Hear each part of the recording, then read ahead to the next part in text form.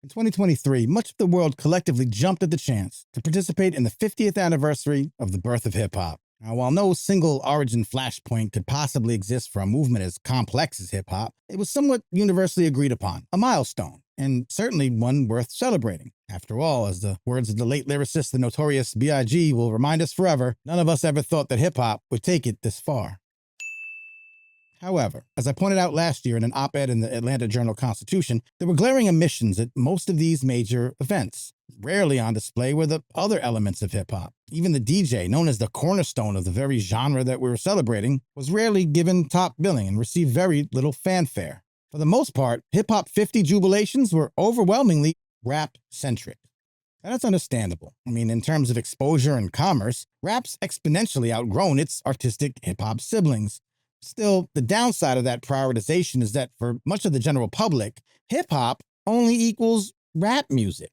And what's more, most positive attention being showered on the genre would disappear as soon as the 50-year-old clock struck midnight. Only months after the August 11th, 2023 milestone in 2024, media coverage of hip-hop would largely center on rap beef, or the fall of Diddy, or most recently, Megan Thee Stallion supporting or twerking for Kamala Harris. The wording would depend on who's telling the story. These things are worthy of covering, no doubt, but still a far cry from last year's feel good about hip-hop vibes. This summer, though, there's a twist. Breaking was just in the Olympic Games for the first and potentially last time. This dance movement, which coalesced during the early days of hip-hop's Big Bang in the Bronx, catapulted into the public view during the 1970s and 1980s, thanks in part to movies like Breakin', and it's always fun to say, Breakin' 2, Electric Boogaloo. It perhaps reached its highest pinnacle of general public awareness during a televised performance at Ronald Reagan's 1985 presidential ball. New York City Breakers.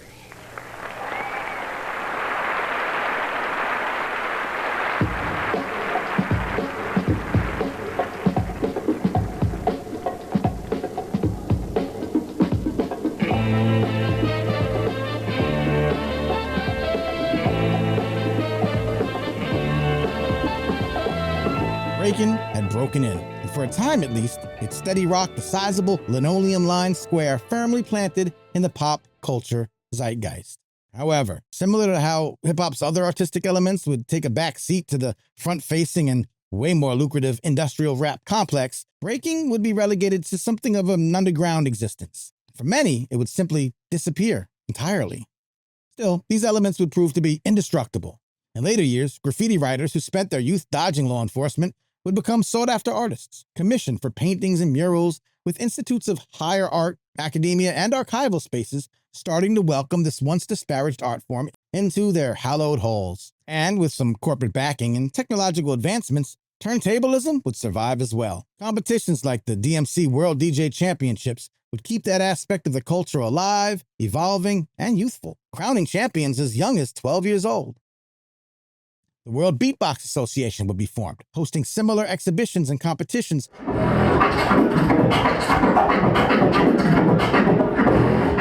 celebrating this unique form of oral musicianship made famous by Buffy the Human Beatbox, Dougie Fresh, Biz Markie, and many others.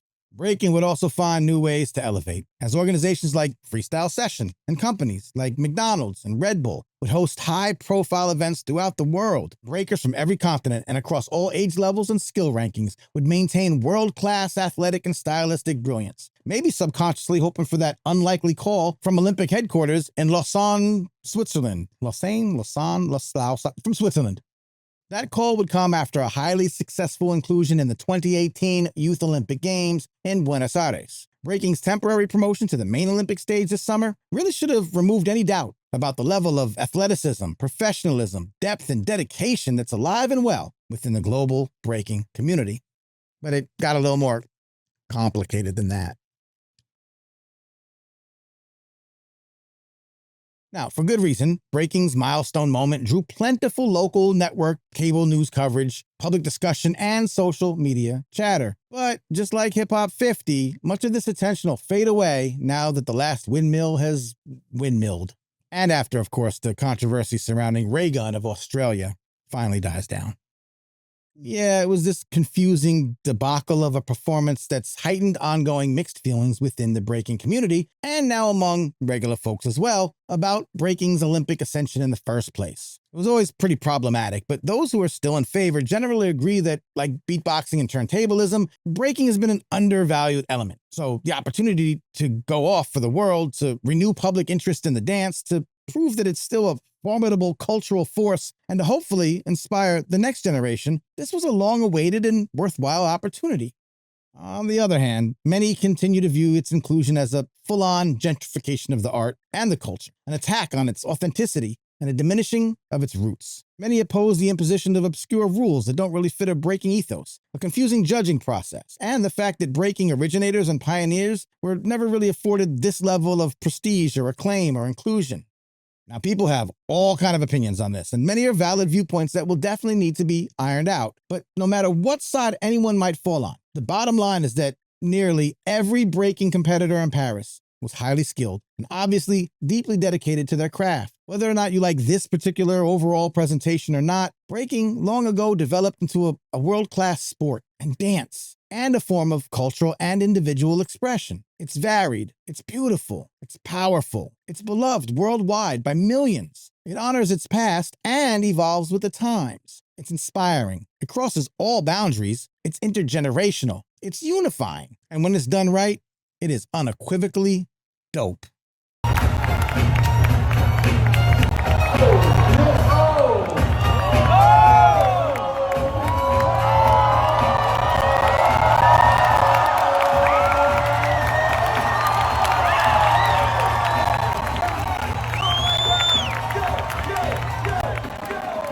So it's a thing we really should collectively and continuously appreciate way after these closing ceremonies. Because unlike more established and universally recognized sports, breaking still requires ongoing attention to help guarantee its survival.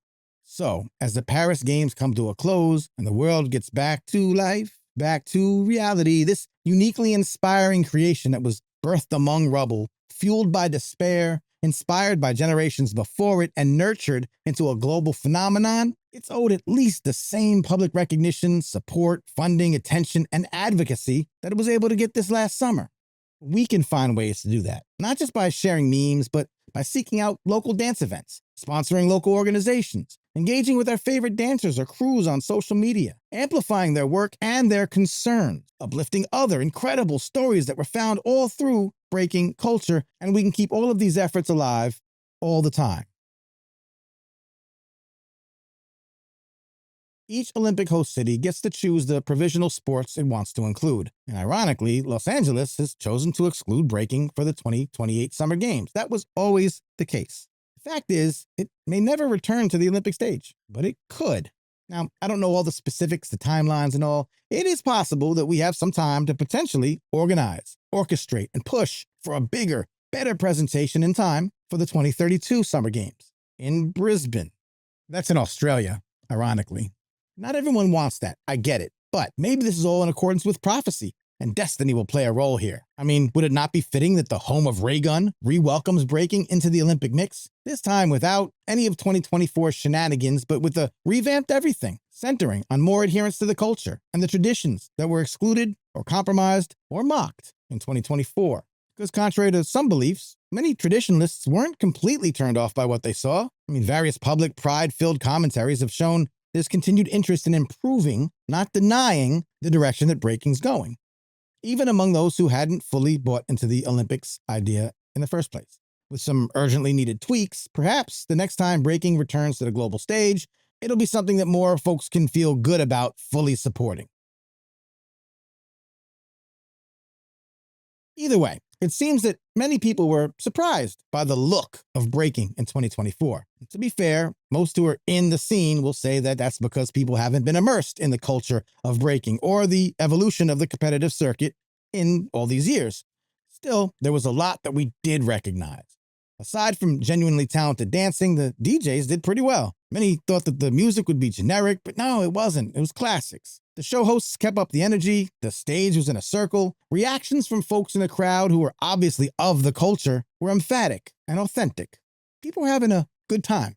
And of course, there were things that none of us liked, true. But The next time we look up and see breaking ascend to any world stage at that scale, it might be even worse. The only way to avoid that is if we remember 2024. Not just for the weird, though, but for the wonderful. Not for the failures, but for the victories. Not for the jokes, but for the joy it brought observers across the world, and clearly, the dancers themselves. Mainstream media is not going to remember any of this. They don't remember it now. All they know is RayGun. Most hip-hop media didn't publish a thing about breaking until the Olympics, so they're not going to remember this either. And bandwagon corporations won't either. And those critics, who never before but suddenly now have emphatic opinions about breaking, like I said, some of them are valid, but most of those folks, they're going to move on to the next trending thing that the internet tells them they need to be all up in arms about soon anyway. For those who truly care, let's stay engaged. Let's each look for ways to learn more about and support the movement, the dancers, the organizations, the culture, in whatever ways we can. This and every year. Manny Faces. You sick for this one. Sick for this one. Sick.